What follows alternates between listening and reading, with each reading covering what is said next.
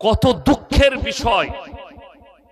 আপনারা দেখেছেন বাংলাদেশে কোনো এক হিন্দুদের ছেলে, নামটা আমি জানি না, সেই ছেলেটা ইসলামকে কুর্তি করেছে, কোনো কথা বলেছে, কি বলেছে সেটাও আমি দেখিনি, খালি মোবাইলে কার রাতে যেতে যেতে দেখলাম মুসলমানরা তাকে উল্টো টাঙ্গিয়ে আগুন ধরিয়ে দিয়েছে, পুড়িয়ে মেরে দিয়েছে। যদি জিজ্ঞেস করেন এটা মারাত্মক অপরাধ করেছে।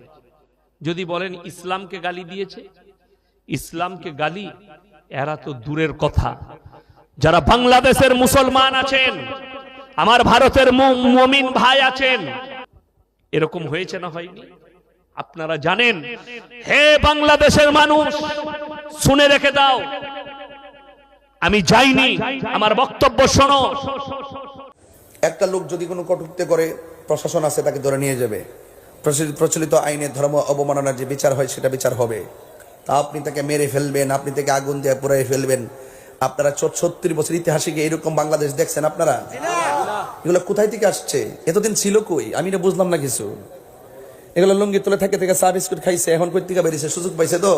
শাতেমে রাসূল বলা হয় যে ব্যক্তি রাসূল করিম সাল্লাল্লাহু আলাইহি সাল্লামকে গালমন্দ করেছে, রাসূল করিম সাল্লাল্লাহু আলাইহি সাল্লামকে নিয়ে বাজে মন্তব্য করেছে, কটু মন্তব্য করেছে, এই কাজ যদি কেউ করে তাহলে সেটা কুফরি, সে কাফের, এতে কোনো সন্দেহ করার কোনো সুযোগ নাই। যদি সে মুসলমানের নামও ধারণ করে তবুও সে কি? কাফের। এখন এই ব্যক্তির ইসলামী দণ্ডবিধিতে তার শাস্তি কি, এই সম্পর্কে সারা বিশ্বের সমস্ত উলামা একরাম একমত যে শাতেমে রাসূলের ইসলামী দণ্ডবিধিতে শাস্তি হলো সর্বোচ্চ চরম শাস্তি, মৃত্যুদণ্ড। শাতেমে রাসূলের শাস্তি কি? মৃত্যুদণ্ড। এখন এই মৃত্যুদণ্ডের শাস্তি কে কার্যকর করবে? এসে কোরআন অমানার অপরাধে তার গায়ে কেরোসিন ঢেলে তাকে জ্বালিয়ে দেওয়া হলো, পরবর্তী দেখা গেল আসলে লোকটার কোনো দোষ নাই। তো এই ধরনের ঘটনাগুলো ঘটবে কি ঘটবে না বলেন? এইভাবে নির্মম নির্যাতন করার পরে বেটারে আগুন দিয়া জ্বালায়া দিয়া ওরা প্রমাণ করেছে এরা হলো সেই কুখ্যাত খারিজির দল।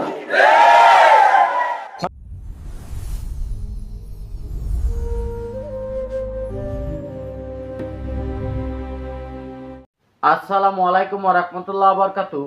যারা আমার এই ভিডিওটি দেখছেন দেশে ও প্রবাসে সবাইকে আন্তরিক মোবারকবাদ। দর্শক শ্রোতা, হিন্দু এক যুবককে দীপচন্দ্র দাস তার ধর্ম অবমাননার অভিযোগে তাকে পিটিয়ে হত্যা করে পুড়িয়ে দেওয়া হয়েছে। আসলে এই বিষয়ে কোরআন সুন্নাহ মতে ইসলাম কি বলে এবং কি আমাদের নবীজি কি বলেছেন, এই বিষয় নিয়ে বাংলাদেশের জনপ্রিয় উলামায়ে কেরাম তারা মুখ খুলেছেন এবং কি তারা এই বিষয়ে বিস্তারিত আলোচনা করেছেন এবং কি ভারতের থেকে যারা আলেম রয়েছেন তারা বাংলাদেশের এই নির্মম ঘটনা নিয়ে কি বলেছেন, আজকে আপনাদের সামনে সেই বিষয়গুলো তুলে ধরবো। ভিডিওটি ধৈর্য সহকারে দেখবেন। দর্শক শ্রোতা, কথা না বাড়িয়ে চলুন এক এক করে আলেমরা কি বলেছে তাদের বক্তব্য দেখে আসি। একটা লোক যদি কোনো কটূক্তি করে, প্রশাসন আছে তাকে ধরে নিয়ে যাবে। প্রচলিত আইনে ধর্ম অবমাননার যে বিচার হয় সেটা বিচার হবে। তা আপনি তাকে মেরে ফেলবেন, আপনি তাকে আগুন দিয়ে পুড়িয়ে ফেলবেন। আপনারা ৭০ বছর ইতিহাসে এরকম বাংলাদেশ দেখছেন আপনারা? এগুলো কোথায় থেকে আসছে? এতদিন ছিল কই? আমি এটা বুঝলাম না কিছু। এগুলো লুঙ্গি তুলে থেকে থেকে চা বিস্কুট খাইছে, এখন কই থেকে বেরিয়েছে, সুযোগ পাইছে তো। আবার যখন একটা তাফালিং খাইব দেখবেন ফলাইবার জায়গা পাইতো না। আমি যদি নেশা করি, আমি যদি জেনা করি, আমি যদি ব্যভিচার করি, আমি যদি কুফরি করি, আমি যদি মুশরিক হয়, তাহলে আপনার উচিত কি? আমার নামে আপনি ধর্ম অবমাননার মামলা করেন। কেউ যদি নবীর বিরুদ্ধে কথা বলে, আপনার উচিত কি? তার বিরুদ্ধে ধর্ম অবমাননার মামলা করা, নাকি আপনি তাকে ধরে মেরে ফেলবেন? একটি বড় বড় ইতিহাস রচিত হয়েছে আজকে। এমন ইতিহাস কি বাংলাদেশে হয়েছে? আমরা কি বাংলাদেশ দেখছি? আমরা কি দেখছি? এই জন্যই বলে যে ইসলাম ছিল শান্তির ধর্ম, আজকে ইসলাম ধর্মটারে উগ্রতার দিকে নিয়ে যাচ্ছেন। ইসলাম একটি শান্তির ধর্ম, মানবতার ধর্ম। এই জন্য আমি বলবো, প্রশাসনকে বলবো, এই ঘটনার সাথে যারা জড়িত তাদেরকে অনতিবিলম্বে আইনের আওতায় আনার জন্য কথা বলেন, ঠিক না বেঠি? কথা বলেন, ঠিক না বেঠি? বেশি আল্লাহ আল্লাহ, বেশি বেশি আল্লাহ আকবার স্লোগান দিলে কি মুমিন হওয়া যায়? মুমিন হইতে গেলে নবীর মহব্বত লাগে। কথা বলেন, ঠিক না বেঠি? এই জন্যই আপনাদেরকে অনেক সময় ধর্ম ব্যবসায়ী বলে, এই জন্য আপনাদেরকে উগ্রবাদী বলে, এই জন্য আপনাদেরকে জঙ্গিবাদী বলে, এই জন্য আপনাদের প্রতি মানুষের আস্থা বিশ্বাস দিনে দিনে উঠে যাচ্ছে। সত্যিকার ইসলামটা কলঙ্কিত হচ্ছে। কথা বলেন, ঠিক না বেঠি?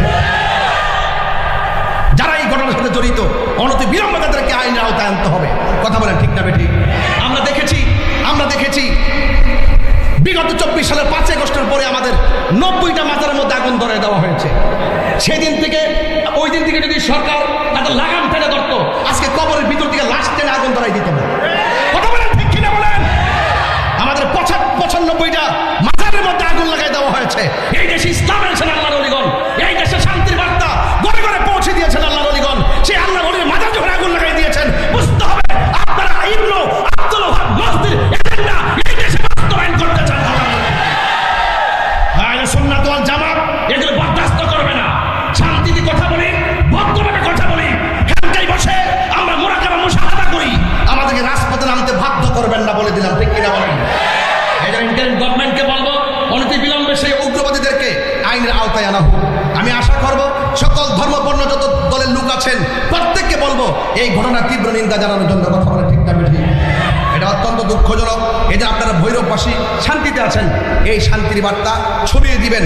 আপনাদের মাঝে উগ্রতা নাই, নিন্দা নাই, হিংসা নাই এবং গীবত নাই, ঐক্যবদ্ধ থাকবেন। দেখুন, শাতেমে রাসূল বলা হয় যে ব্যক্তি রাসূল করিম সাল্লাল্লাহু আলাইহি সাল্লামকে গালমন্দ করেছে, রাসূল করিম সাল্লাল্লাহু আলাইহি সাল্লামকে নিয়ে বাজে মন্তব্য করেছে, কটু মন্তব্য করেছে। এই কাজ যদি কেউ করে তাহলে সেটা কুফরি, সে কাফের, এতে কোনো সন্দেহ করার কোনো সুযোগ নাই। যদি সে মুসলমানের নামও ধারণ করে তবুও সে কি? কাফের। এখন এই ব্যক্তির ইসলামী দণ্ডবিধিতে তার শাস্তি কি, এই সম্পর্কে সারা বিশ্বের সমস্ত ওলামা একরাম একমত যে শাতেমে রাসূলের ইসলামী দণ্ডবিধিতে শাস্তি হলো সর্বোচ্চ চরম শাস্তি, মৃত্যুদণ্ড। শাতেমে রাসূলের শাস্তি কি? মৃত্যুদণ্ড। এখন এই মৃত্যুদণ্ডের শাস্তি কে কার্যকর করবে? এটার কার্যকর করার দায়িত্ব মূলত যারা সরকারে থাকবেন, আদালতের, প্রশাসনের, তাদের দায়িত্ব। তারা যদি এই দায়িত্ব পালন না করেন তাহলে যে কোনো ব্যক্তি এই দায়িত্ব নিজের হাতে তুলে নেবেন কি না, এটা নিয়ে অনেক দীর্ঘ আলোচনা আছে। শুধু সংক্ষেপে আমরা এটুকু বলি যে আমাদের মতো এই ধরনের পরিবেশ পরিস্থিতিতে আমরা যে কোনো সময় মানুষকে বলবো যে আইন নিজের হাতে তুলে নেবেন না, আইন নিজের হাতে তুলে নেবেন না। যদি কোনো মুসলিম তার আবেগ প্রবণ হয়ে যদি তিনি এরকম কোন পাপিষ্ঠ, এরকম কোন অপরাধীকে চড়াও হয়ে তিনি হত্যা করে ফেলেছেন, এরকম হয়, ইসলামী আদালত থাকলে তাকে মাজুর হিসাবে তা গণ্য করবে এবং তার মৃত্যুদণ্ডের অর্ডার তাকে দেওয়া হবে না, কেসাস নেওয়া হবে না। এ বিষয়ে তেমন একটা ইখতিলাফ ওলামাদের ভিতরে নেই বললেই চলে। ভাইরা আমার, শাতেমে রাসূল মক্কায় ছিল কি ছিল না? কথা বলেন, মক্কায় ছিল কি ছিল না? মদিনাতেও ছিল। মদিনায় শাতেমে রাসূলদের প্রতি সাহাবায়ে কেরামের অ্যাপ্রোচ আর মক্কাতে শাতেমে রাসূলদের প্রতি সাহাবায়ে কেরামের আপনার কর্মপদ্ধতি এক ছিল? কথা বলেন, এক ছিল না। মক্কাতে যত লোক রাসূল আকরাম সাল্লাল্লাহু আলাইহি সাল্লামকে শুধু গালি দেওয়া না, কষ্ট দিয়েছে শারীরিকভাবে, সাহাবায়ে কেরাম তার পাল্টা কোনো জবাব দেন নাই, আল্লাহ রাসূল সাল্লাল্লাহু আলাইহি সাল্লাম দিতে বলেন নাই। কেন দেন নাই? কারণ একটা অপাপিষ্ঠ তাকে যদি শাস্তি দেয় কোনো সাহাবী, তাহলে সেক্ষেত্রে গোটা সবার উপর স্টিম রোলার নেমে আসবে, ঠিক না ঠিক? অতএব এই জায়গা থেকে আমরা বলি যে দায়িত্বশীল আচরণ করতে। হ্যাঁ, কেউ যদি, আগেই বলেছি, কেউ যদি জজবার কারণে এই দায়িত্ব নিজের ঘাড়ে তুলে নেয়, ইসলামী আদালত থাকলে তার কেসাস নিবে না, সেটা ভিন্ন বিষয়। এখন আসেন, শাতেমে রাসূলকে হত্যা করার দায়িত্ব যদি আপনি আমি সবাই আইন হাতে তুলে নেই, তাহলে কি হবে বলেন? এদেশে কোনো মানুষ আর জীবিত থাকবে? কেন থাকবে না বলেন তো? ওনার সাথে আমার শত্রুতা আছে, আমি আজ থেকে ওনাকে মেরে দিলাম, দিয়ে বললাম উনি রাসূলের গালি দিস, এই স্কোপ খোলা হবে কি হবে না বলেন?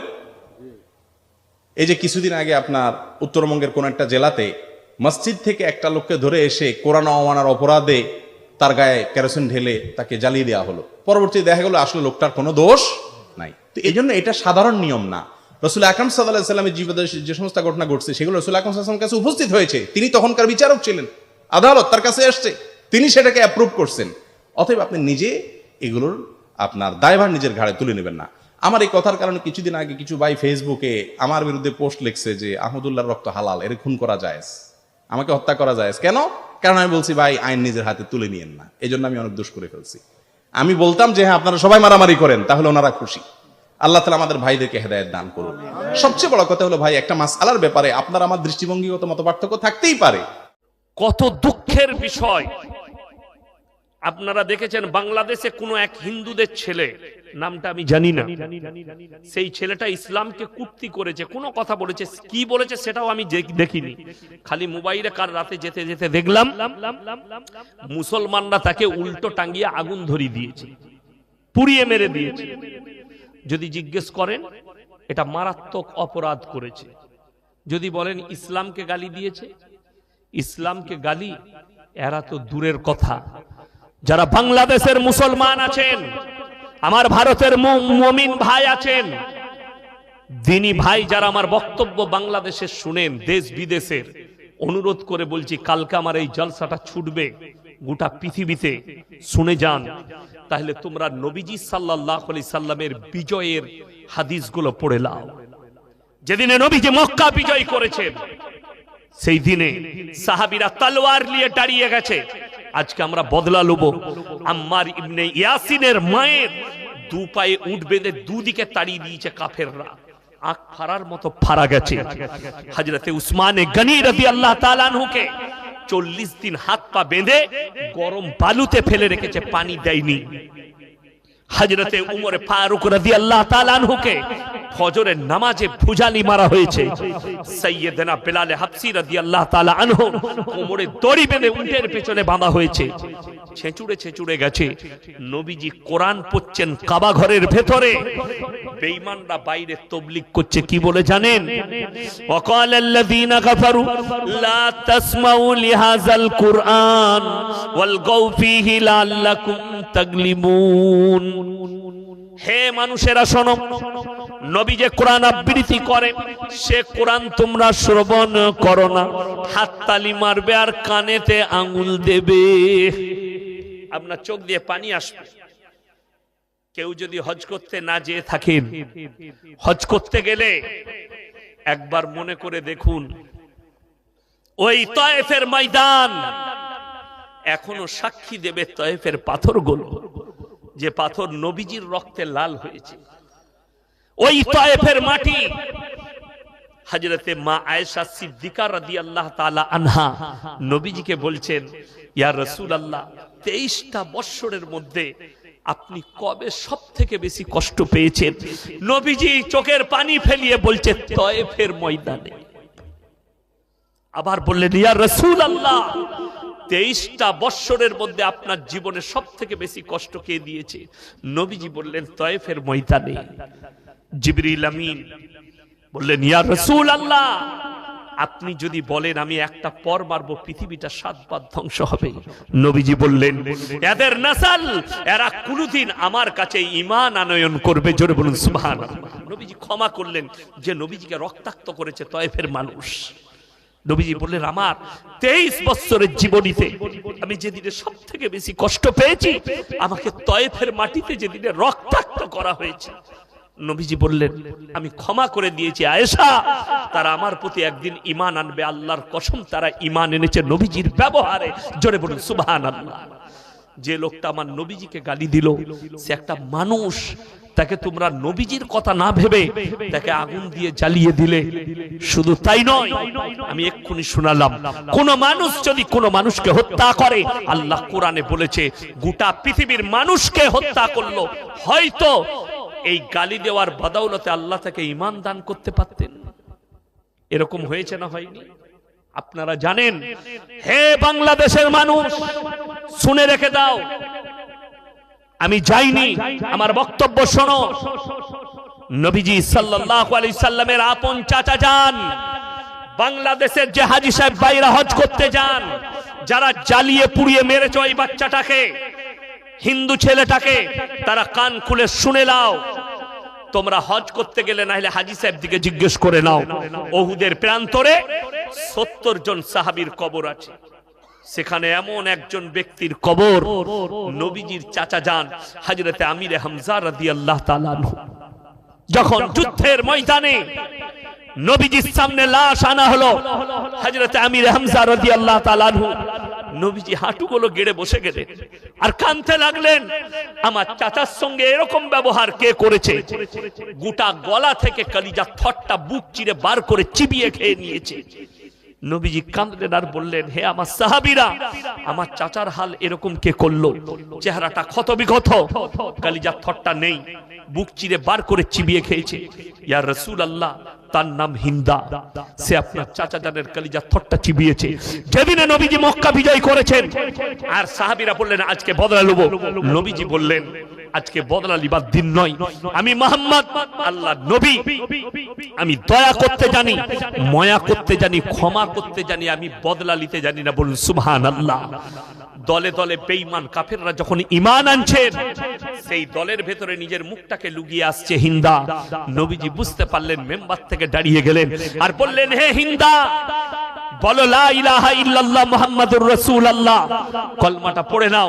আমি আল্লাহর নবী, দয়ার নবী, আমি ক্ষমা করতে জানি, দয়া করতে জানি, বদলা নিতে জানি না। নবীজি তার চেহারার দিকে তাকিয়ে কাঁদতে লাগলেন আর বললেন, হে হিন্দা, তুমি আজকে কলমা পড়েছো, আমি আল্লাহর নবী ক্ষমা করেছি, আল্লাহ তোমাকে ক্ষমা করেছে, কিন্তু যতদিন তুমি বেঁচে থাকবে আমার চোখের সামনে এসো না, তোমার চেহারা দেখলে আমার চাচা জানের কথা মনে পড়ে যাচ্ছে। তুমি আমার চাচা জানের কলিজা থট্টা বার করে চিবিয়ে খেয়েছো। নবীজি ক্ষমা করেছেন হিন্দাকে। নবীজি যদি চাইতেন তাকে টুকরো টুকরো করে দিতে পারতেন।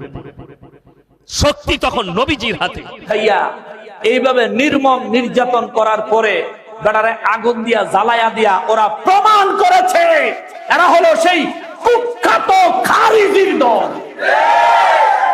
নবীজি ওমর রাদিয়াল্লাহু তাআলা আনহুকে নির্দেশ দিয়েছেন, ওমর, এমন কিছু লোক আসবে যাদের নামাজ তোমার নামাজের চাইতেও সুন্দর, যাদের রোজা তোমার রোজার চাইতেও সুন্দর হবে, কিন্তু ওমর, শিকারকে তীর মারলে তীর যেমন শিকার ভেদ করে বের হয়ে যায়, ঠিক তেমনি ভাবে তাদের ভিতর থেকে চিরতরে ঈমান বের হয়ে যাবে। এদের পরিচয়, এদের দলের নাম হবে খারিজি। ওমর, এদেরকে যেখানেই দেখবা এক মুহূর্ত দেরি করবা না, সঙ্গে সঙ্গে হত্যা করবা। এটা আমার রাসূলের নির্দেশ। আলী রাদিয়াল্লাহু তাআলা আনহুকে নবীজি এই নির্দেশই দিয়েছেন। এই খারিজিরা আলী রাদিয়াল্লাহু তাআলা আনহুর সাথে যুদ্ধ লাগিয়া, যুদ্ধের ময়দানে বর্ষার আগার মধ্যে কোরআন শরীফ ঢুকাইয়া কোরআন শরীফ উপরে উঠাইয়া ধরছে। আলী, যুদ্ধ থামাও, হেরাজে পারতেছে না, যুদ্ধ থামাও, কোরআন শরীফ, আল্লাহর কোরআন ফয়সালা করবে। আলী রাদিয়াল্লাহু তাআলা আনহু যুদ্ধের গতি আরো বাড়ায়া দিছে। জোরে কন্যা সুবহানাল্লাহ। এখন খারিজিরা অপপ্রচার করলো, আলী এ কোরআন মানে না, যিনি নবীজির ইলমের শহরের দরজা, উনি কোরআন মানবো কেমনে হেডা বুঝে না, আর এই ফকিন্নির ফোলারা বুঝে। অগফুরান বাপেরা আলী রাদিয়াল্লাহু তাআলা আনহুর সাথে ওই যুদ্ধের পরে যে সমস্ত সাহাবায়ে কেরাম, সাহাবী রাসূল ওই যুদ্ধে শাহাদাত বরণ করেছেন, ওনাদেরকে দাফন করার পরে এই খারিজির, কুখ্যাত খারিজিদের পূর্বপুরুষরা সাহাবীদের লাশ মোবারক মাজার শরীফ থেকে তুলে তুলে তাদের উপর নির্যাতন নিপীড়ন চালাইছে। সেই তাদের উত্তরসূরি এই বেয়াদবের দল। এই জন্য এদের কাছে সব ভালো লাগে, নবীর প্রেম ভালোবাসার কথা বললেই ভালো লাগে না। এরাই হইল আলী রাদিয়াল্লাহর যুগের সেই খারিজি, ইয়াজিদের যুগের সেই ইয়াজিদি প্রেতাত্মা, বর্তমান বাংলার জমিনের ওয়াহাবি। ঠিক কিনা বলুন? এদের ব্যাপারে সোচ্চার থাকতে হবে, সতর্ক থাকতে হবে। রাজনীতি এক জিনিস, ইসলাম আরেক জিনিস। রাজনীতি এক জিনিস, ইসলাম ভিন্ন জিনিস। ইসলামকে যদি তোমাদের নোংরা রাজনীতিতে মিশাইয়া সাধারণ মানুষের মন জয় করার অপচেষ্টা করো, মনে রাখবা মানুষের থুথু নিক্ষেপ করা ছাড়া ভিন্ন কিছু তোমাদের নসিবে জুটবে না। ইসলামকে পরিপূর্ণ মানো। ইসলাম যেভাবে ডিমান্ড করে ঠিক ওইভাবে নিজেকে গঠন করো, নিজের দলকে গঠন করো। মানুষকে অত্যাচার করে নয়, মানুষকে মৃত মানুষের উপরে পর্যন্ত স্টিল রুলার চালায় নয়, হৃদয়ের ভালোবাসা দিয়া মানুষের প্রতি আচরণ প্রদর্শন করো। ঠিক কিনা বলেন? দর্শক শ্রোতা, আপনারা দেখতে পেয়েছেন বাংলাদেশের জনপ্রিয় ওলামায়ে কেরাম এবং কি ভারতের আলেমরা তারা কি বলেছেন। কয়েকদিন আগে নোরা পাগলার যেভাবে কবর থেকে লাশ তুলে পোড়ানো হয়েছে, ঠিক সেভাবেই দীপুচন্দ্র দাসকে মব সৃষ্টি করে তাকে পোড়ানো হয়েছে। দর্শক শ্রোতা, আসলে এগুলো কখনোই ইসলাম সমর্থন করে না। কারণটা হচ্ছে, আপনারা শুনেছেন আলেমরা বলেছেন যে ধর্ম অবমাননা করবে তাকে শাস্তি দেওয়া হবে মৃত্যুদণ্ড, কিন্তু এটা কোনো সাধারণ ব্যক্তি হাতে তুলে নিতে পারবে না, এটা রাষ্ট্রের পক্ষ থেকে কার্যকর করতে হবে। আপনি যদি সাধারণ মানুষ এটা হাতে তুলে নেয় তাহলে দেশে বিশৃঙ্খলা সৃষ্টি হবে, এবং কি তার যে ব্যক্তি ধর্ম অবমাননা করবে তার তওবা করার সুযোগ দিতে হবে। দর্শক শ্রোতা, এই বিষয়গুলো কিন্তু খুব সুন্দর করে স্পষ্টভাবে আলেমরা তুলে ধরেছেন। তবে আজকের এই ভিডিওটি এই পর্যন্তই। ভিডিওটি যদি ভালো লাগে অবশ্যই লাইক কমেন্ট শেয়ার করবেন এবং কি চ্যানেলটি সাবস্ক্রাইব করবেন। আল্লাহ হাফেজ।